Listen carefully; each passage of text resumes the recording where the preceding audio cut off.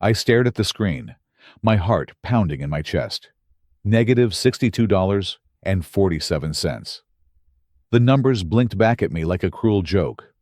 My hands trembled as I refreshed the page, hoping, praying, that it was some kind of mistake. But it wasn't. "Oh my God," I whispered, my voice barely audible. My rent was overdue. My credit cards were maxed out. And payday? Still a week away. "Mommy, what's wrong?" Emily's small voice startled me.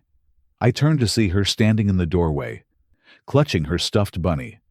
Her wide brown eyes were filled with concern, and it broke me. "Nothing, sweetheart," I lied, forcing a smile that felt like it might crack my face. "Just grown-up stuff." She nodded slowly, but I could tell she didn't believe me. She always knew when something was wrong. Later that evening, we went to the grocery store. I tried to keep my head high as we walked through the aisles, but the weight of that negative balance sat heavy on my shoulders. I picked up a loaf of bread, some milk, and a box of cereal, Emily's favorite kind with the little marshmallows, and headed to the checkout line. "Mommy, can we get cookies too?"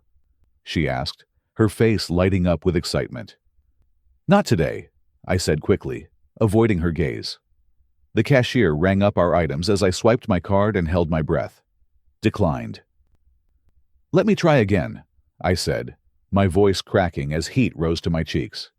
The cashier gave me a sympathetic look, but said nothing as I swiped the card again. Declined. "I'm sorry," she said softly, starting to remove items from the bag. First the cereal, then the milk. Finally, only the bread remained. Emily tugged on my sleeve as we left the store empty-handed, except for that single loaf of bread. "Mommy, why didn't we get cereal? I really wanted it." I swallowed hard, blinking back tears. "We'll get it next time," I said quickly, hoping she wouldn't press further. That night, after Emily fell asleep clutching her bunny, I sat at the kitchen table surrounded by unopened bills and a cold cup of coffee. The silence was deafening, except for the faint hum of the fridge in the corner. I picked up one of the bills and stared at it blankly, before tossing it aside. What was the point? There was no money to pay them anyway. My eyes landed on Emily's bunny, sitting on the couch where she'd left it earlier. It still smelled faintly of her shampoo, comforting, yet heartbreaking all at once. And then it happened. I broke down completely. Tears streamed down my face as sobs racked my body. I clutched Emily's bunny tightly against my chest, like it was a lifeline. "How did it get this bad?" I whispered into the darkness. "How am I supposed to fix this?" The weight of everything, the overdue rent, the maxed-out cards, the look on Emily's face when we left the store, crushed me like a tidal wave. For the first time in years, I cried until there was nothing left inside me but exhaustion and despair. I stared at my phone, my thumb hovering over Daniel's name. He'll help. He has to. The inheritance Dad left us was supposed to be my lifeline, our lifeline. Daniel had promised to invest it wisely, to grow it for emergencies. I pressed call before I could chicken out. "Hey, sis," Daniel answered, his voice too cheerful. "What's up?" "I need help," I blurted, my voice breaking. "The rent's overdue, my cards are maxed, and I don't know what to do." Silence. Then a forced laugh. "Come on, Sarah. You're exaggerating." "I'm not," I snapped. "I need that money, now." "Money's tied up in investments," he said quickly. "You know how it is. Markets are volatile." "Volatile?" My grip tightened on the phone. "Daniel, this is an emergency. Emily and I are eating ramen." "Look, I'll see what I can do," he said, his tone dismissive. "Gotta go. Meeting in 5. The line went dead. 3 days later, a bank statement arrived. I tore it open, hoping for a miracle. Account balance: $0, 0 cents. The words burned into my brain. Zero. Dad's inheritance. Gone. I drove to Daniel's office. The statement crumpled in my fist. His secretary tried to stop me, but I shoved past her and threw open his door. He looked up from his desk, eyes wide. "Sarah, what the hell?" "Where is it?" I slammed the statement down. "You said it was invested. You lied." Daniel leaned back, crossing his arms. "I needed liquidity for the business. Loans dried up." "You stole from me." My voice shook. "From Emily." "Stole?" He stood abruptly, his chair screeching. "I was trying to save my company. You think I wanted this?" "The recession killed us, Sarah. I had no choice." "No choice." I laughed, the sound jagged and raw. "You had a choice to ask me, to be honest." He looked away, jaw clenched. "I'll pay you back. Once things stabilize." Stabilize? I picked up a framed photo from his desk, him grinning beside a sleek new car. "Is this stabilization? A $80,000 Mercedes while I'm selling Mom's ring for groceries?" He snatched the photo back. "You don't understand."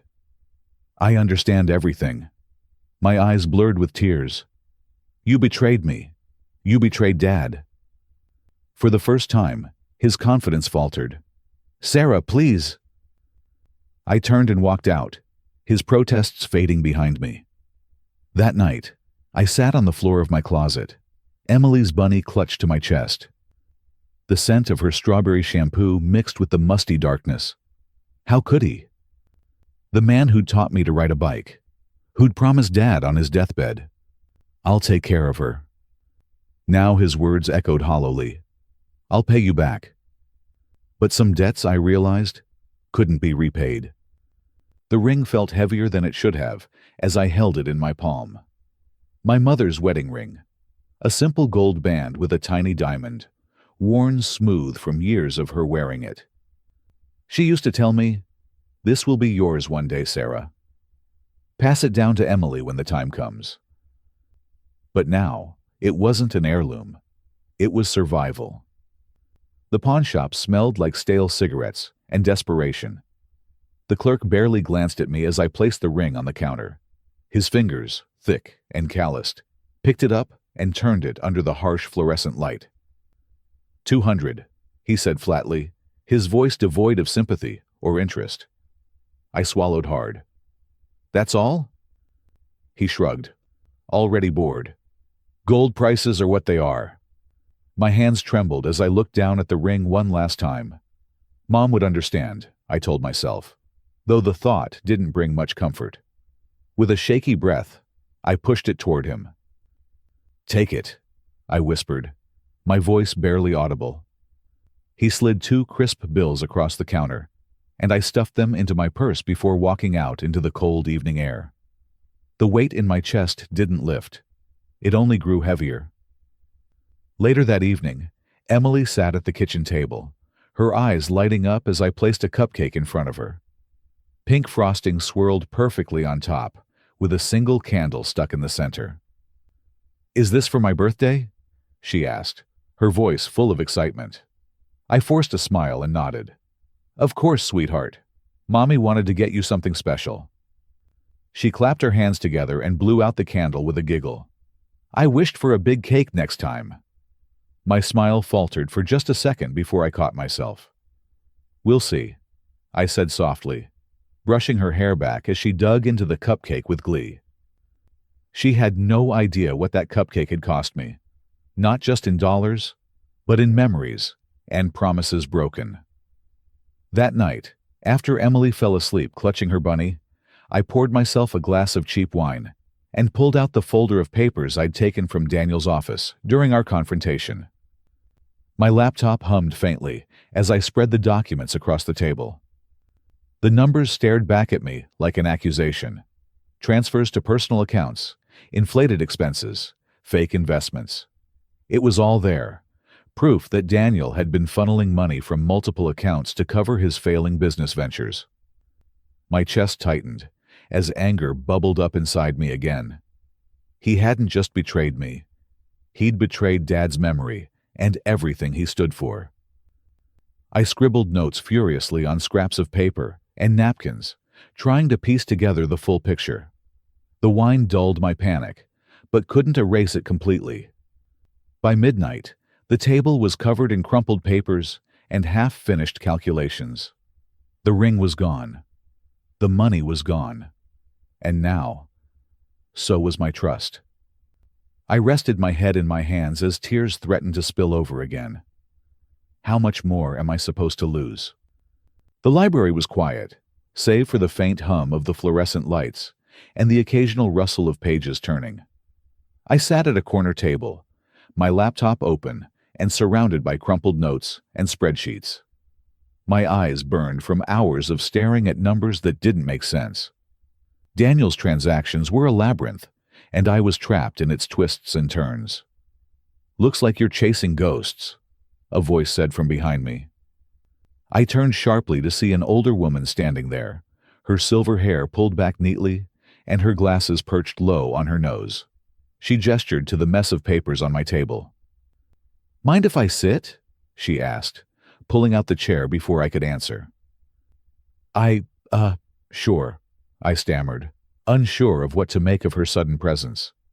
She leaned forward, scanning my spreadsheets with a practiced eye. "Eleanor Hayes," she said, extending a hand. "Retired financial investigator." "Sarah Whitman," I replied hesitantly, shaking her hand. Eleanor tapped one of the spreadsheets with her finger. "These patterns, they're classic embezzlement techniques. Transfers disguised as expenses, inflated invoices. Whoever did this knew what they were doing." My breath caught in my throat. "You're sure?" She nodded firmly. "Positive. And judging by these amounts, we're not talking pocket change. This is serious fraud, and possibly tax evasion." I swallowed hard as her words sank in. "It's my brother," I admitted quietly. "He drained our father's inheritance to cover his failing business." Eleanor's gaze softened, but her tone remained steady. "Family betrayals are never simple, Sarah. You'll lose more than money if you go down this road." Her warning hit me like a punch to the gut, but I couldn't ignore the truth staring back at me from those spreadsheets. "What should I do?" I asked, my voice trembling. "You report him," Eleanor said firmly. "It won't be easy, but it's the right thing to do." That evening, after hours of pacing and debating with myself, I filed the report online with trembling fingers. The confirmation email felt like both a victory and a death sentence. I barely had time to process what I'd done when there was a knock at my door, loud and urgent. My stomach dropped as I opened it to find Daniel standing there, his face pale and drawn. "Sarah," he began, his voice cracking. "Please don't do this." I crossed my arms tightly over my chest, trying to keep my resolve intact. "You stole from me, from Emily, from Dad's legacy." "I had no choice," he pleaded, stepping closer. "The business was collapsing. I was trying to save it." "You were trying to save yourself," I shot back, my voice rising. His desperation was palpable now, his hands shaking as he reached for mine. "Please, if this goes public, I'll lose everything." For a moment, his words made me waver. The brother who taught me how to ride a bike and cheered me on at school plays was now begging for mercy. But then, I thought about Emily sleeping soundly in the next room and how much she depended on me. "I'm sorry," I said quietly but firmly as I closed the door in his face. The call came early in the morning, jolting me awake. I fumbled for my phone, my heart pounding as I saw Mom's name on the screen. "Sarah," she said, her voice trembling. "They arrested him." I sat up in bed, clutching the blanket as guilt and relief collided in my chest. "I know," I whispered. There was a pause, heavy and suffocating. "How could you do this to your own brother?" she asked, her voice breaking. "He's your family. He's your brother." Tears pricked at my eyes as I struggled to find the words. "Mom, He stole from us, from Dad's legacy. He made a mistake, she interrupted, her tone sharp now. You didn't have to ruin his life over it. I closed my eyes, gripping the phone tightly. Mom, he ruined our lives first. She sobbed quietly on the other end of the line before hanging up without another word. By noon, the news had spread like wildfire.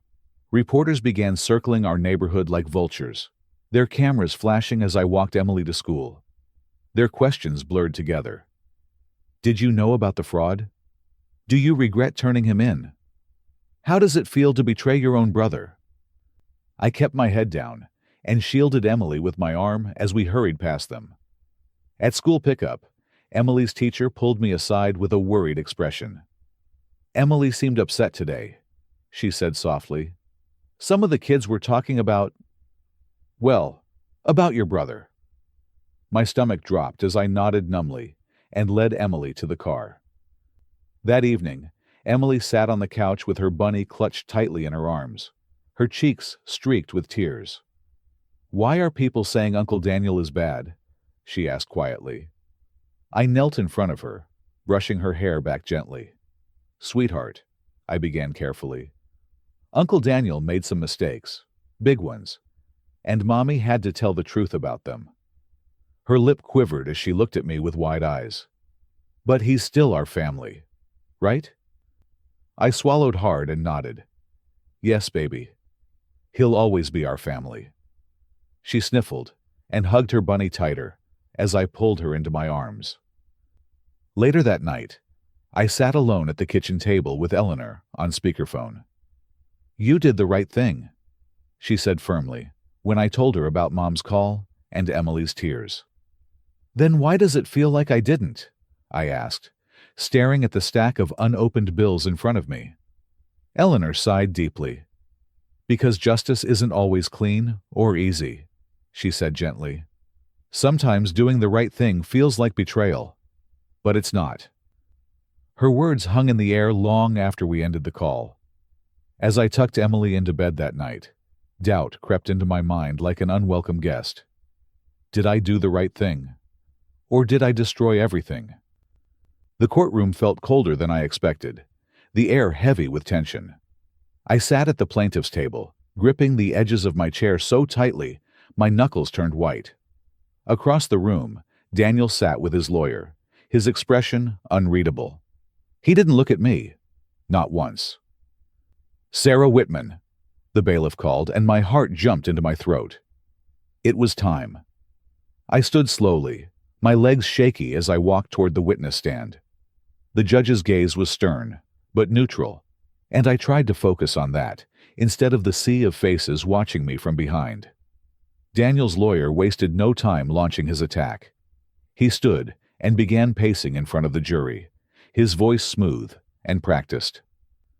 Ladies and gentlemen, he began, what we have here is a bitter sister seeking revenge over money.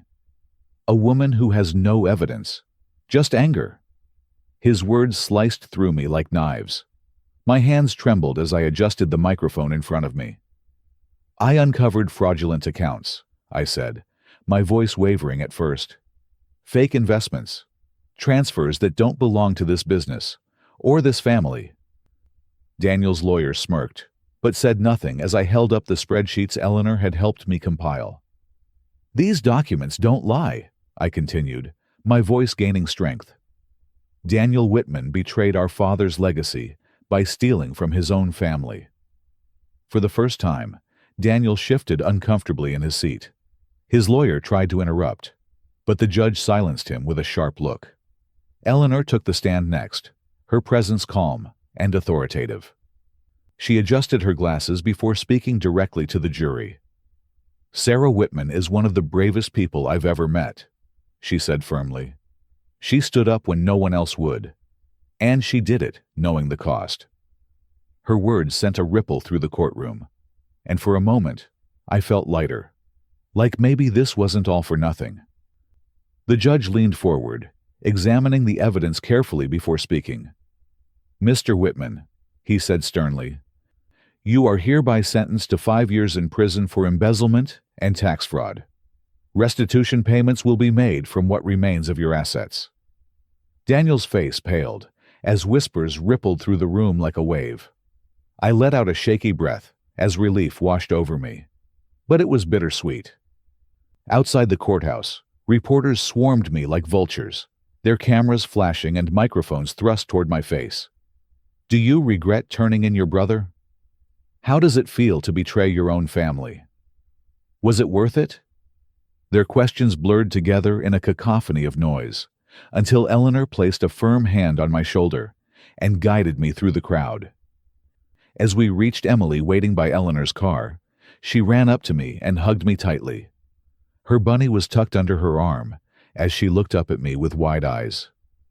"Is Uncle Daniel gone?" she asked softly. "Yes, sweetheart," I whispered into her hair. "He's gone." For the first time in months, I felt something unfamiliar settle over me. Peace. The apartment was small, much smaller than the house we'd left behind, but it was ours. The walls were bare, the furniture mismatched and thrifted, but Emily didn't seem to mind. She twirled in the middle of the living room, her laughter echoing off the empty walls. "Mommy, can we paint my room pink?" she asked, her eyes sparkling with excitement. I smiled, brushing a strand of hair from her face. "Of course, sweetheart. We'll make it exactly how you want." She beamed and ran off to explore her new space, leaving me alone with my thoughts.